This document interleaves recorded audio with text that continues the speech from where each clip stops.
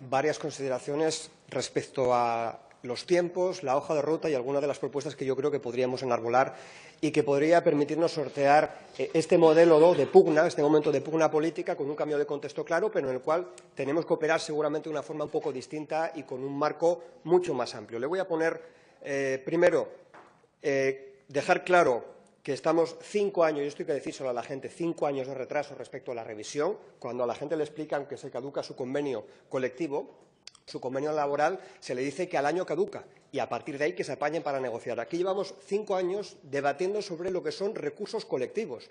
Los asturianos y asturianas ven que sus derechos laborales retroceden en términos individuales y tampoco avanzan ni se garantizan recursos básicos a nivel colectivo. Yo creo que eso es, por decirlo de alguna manera, la gasolina política que tenemos que utilizar para poder empujar en un momento en el que creo que hay oportunidades para hacerlo.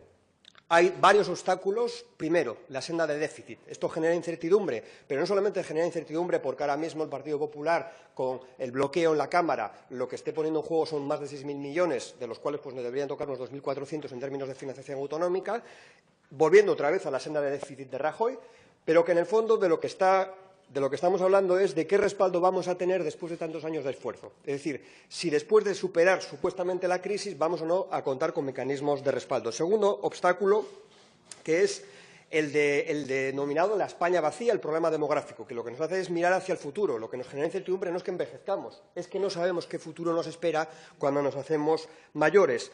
Cuando se habla y se discute sobre las propuestas no solamente de Cataluña, ojo, las de Andalucía o las de Valencia, de lo que estamos hablando es del modelo de país, de hasta dónde nos vamos a seguir manteniendo unidos en este proceso. Y, por último, hay una preocupación y un elemento que añade incertidumbre y que dificulta la negociación, que es la campaña electoral en Andalucía.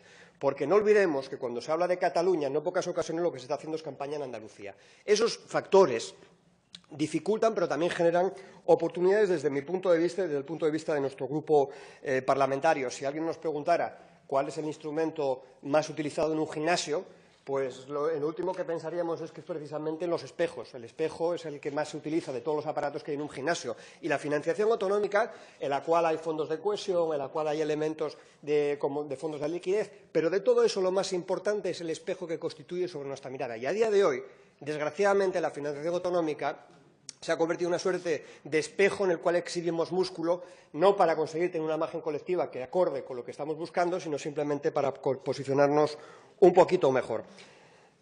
Teníamos una oportunidad con el cambio de gobierno y estamos, creo, malgastándola colectivamente. No solamente es una responsabilidad del Gobierno, yo creo que es una responsabilidad porque la dimensión del problema es lo suficientemente importante como para verlo así.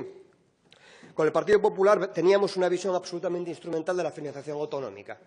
Basta ver lo que sucedió con la negociación de los presupuestos, el cupo vasco, que acaba, por cierto, de recibir una sentencia, ¿no?, que nos va a ayudar a ganar en transparencia, porque esa transparencia tendría que ayudarnos incluso a los demás a poder ganar en transparencia en el cálculo de las necesidades reales que estamos teniendo. Es decir, no lo veamos simplemente como un golpe para el cupo vasco, sino veámoslo como una oportunidad para que el resto de comunidades podamos calcular de manera mucho más clara. En el caso del Partido Socialista, y esta es la preocupación, podríamos encontrarnos en un terreno de financiación a la carta, ¿no? En lugar de aprovechar ese cambio de gobierno, encontrarnos con encuentros y con demandas que poco tienen que ver con la necesidad de ese problema de la financiación autonómica. ¿Por qué? Porque las elecciones autonómicas están muy próximas, empezando, insisto, por las de Andalucía. Por eso, cuando escuchamos en Valencia hablar de que hace falta una nueva reestructuración de la deuda, pero sin que nadie les recuerde qué pasó con la deuda improductiva o qué pasó con Andalucía y qué uso se le dio a la financiación del Fondo de Liquidez, nos tenemos que poner en sobrealerta, pero para poder discutir en serio sobre el tema.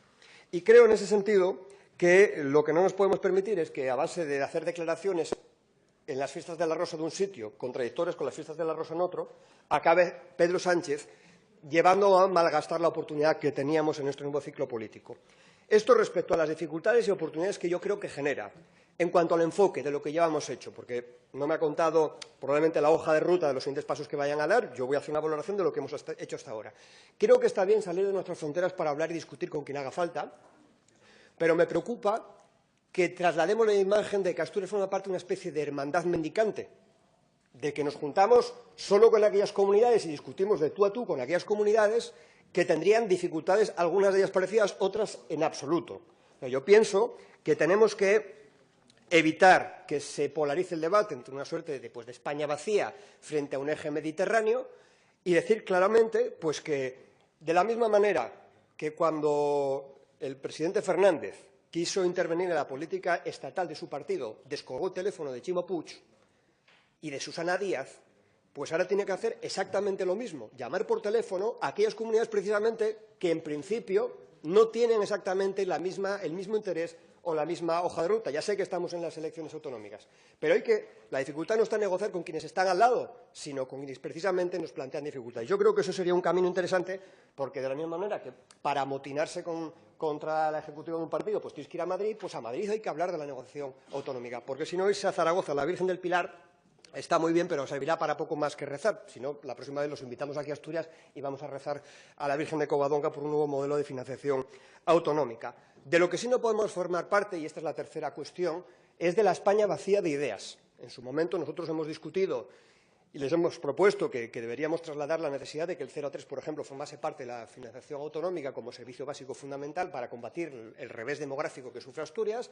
Hablamos de cuestiones relacionadas con la transición energética en este mismo pleno. Explicábamos que si nos están pidiendo una transición energética, eso se tiene que acompañar con inversiones que permitan la modernización de nuestro sistema productivo y, por tanto, poder combatir la huella ecológica de ese modelo y también cuestiones de la brecha de género. Añado un nuevo factor a la discusión, que lo podríamos llamar, vamos a decir, factor Galia o coeficiente Werner, que es el que tiene que ver con la conectividad. Le explico.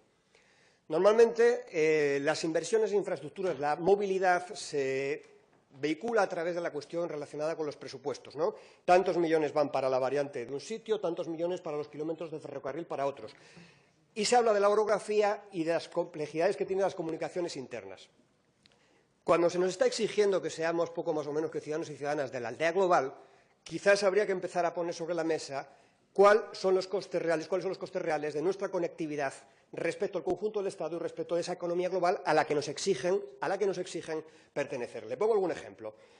Podemos introducir una suerte de ponderación de lo que nos cuesta viajar a nuestra propia capital, en términos de tiempo, por ejemplo, con el ferrocarril, en tiempos de coste que pagamos por el peaje. ¿Cuál es la frecuencia y coste de los vuelos a los principales hubs europeos?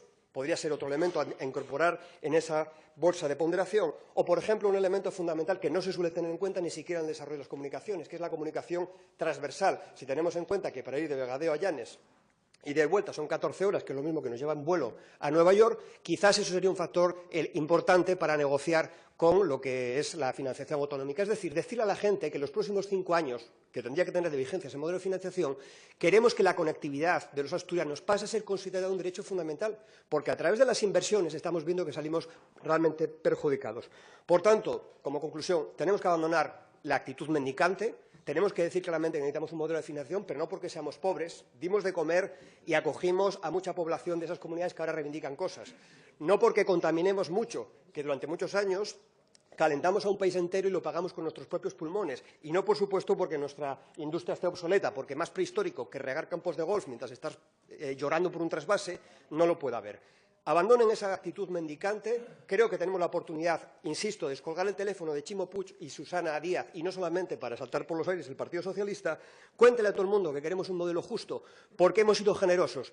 Y si al final renuncian a esto, solamente hablan con los que tienen al lado y mantenemos aislada a Asturias en términos de conectividad, pues entonces valoren ampliar los criterios de insularidad y que Asturias pase a ser considerado como las Islas Canarias. Muchas gracias.